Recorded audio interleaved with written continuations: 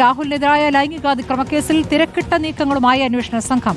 യുവതിയുടെ രഹസ്യമൊഴി രേഖപ്പെടുത്താൻ അപേക്ഷ നൽകി. നെയ്യാറ്റിൻകര കോടതിയിലാണ് നേമം പോലീസ് അപേക്ഷ നൽകിയത്. അതിജീവിതയ്ക്ക് അനുയോജ്യമായ സമയത്ത് മൊഴി രേഖപ്പെടുത്താമെന്നുള്ളതാണ്. ടി വി പ്രസാദ് വിവരങ്ങളുമായി. പ്രസാദ്, ഇപ്പോൾ രഹസ്യമൊഴി രേഖപ്പെടുത്താനുള്ള നടപടിയിലേക്ക് കടക്കുന്നു. എപ്പോൾ എന്നതിൽ വ്യക്തതയുണ്ടോ?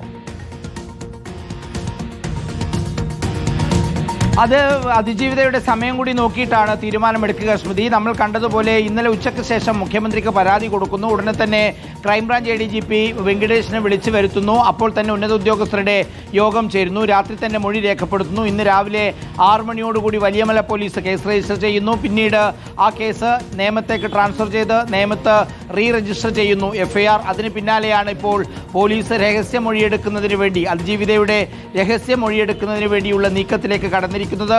നെയ്യാറ്റിൻകര ഒന്നാം ക്ലാസ് മജിസ്ട്രേറ്റ് കോടതി 7-ലാണ് അപേക്ഷ നൽകിയിരിക്കുന്നത്. മജിസ്ട്രേറ്റിന് മുന്നിലാണ് രഹസ്യമൊഴി നൽകുക.